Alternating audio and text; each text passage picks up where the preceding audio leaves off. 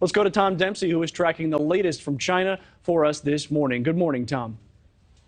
Good morning, Mitch. Yeah, this morning we know there's a heavy police presence in cities like Beijing and Shanghai, and college students are actually being told to go home, all as a way to allegedly cut down on COVID cases. But Mitch, keep in mind, it's college students who have helped organize some of these very big demonstrations, speaking out against the country's strict COVID restrictions and calling on the Chinese president to step down. So by sending college students home, this could potentially be a way to try and cut down on the number of protests happening in the country. And these demonstrations we're seeing are some of the biggest in China we've seen in decades. But some of the latest video coming in from the country shows police clamping down on protesters and breaking up gatherings. Some organizers even report that police continue to question people who gathered at weekend rallies.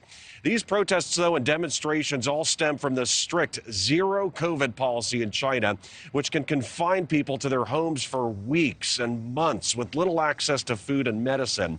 The protests include calls for the Chinese president to step down, and they come after a deadly fire days ago that killed at least 10 people inside an apartment building. Protesters believe firefighters and people living inside may have been blocked by locked doors and other barriers. As these protests, though, get worldwide attention, on Monday, the spokesman for the National Security Council said President Biden supported peaceful protesting and that people in China should be allowed to come together. Nothing's changed about the president's firm belief in the power of democracy and democratic institutions and how important that is. We're watching this closely, as you might expect we would. And again, we continue to stand up and support the right of peaceful protest. And I think we're going to watch this closely, and we'll see where things go.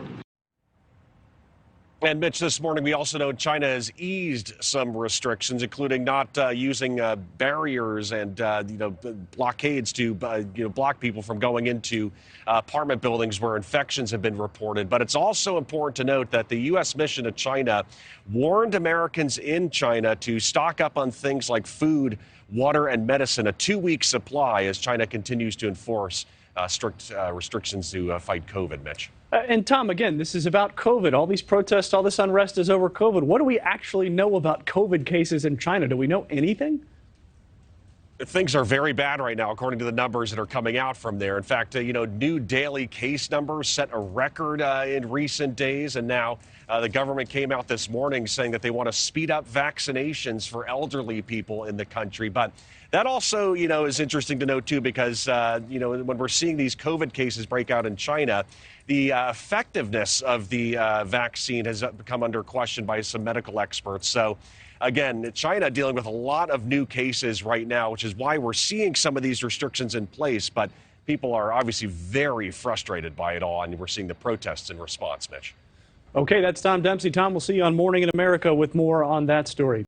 Thanks for watching. Go to newsnationnow.com to find NewsNation in your cable lineup. And don't forget to click the red subscribe button below to get more of NewsNation's fact-based, unbiased coverage.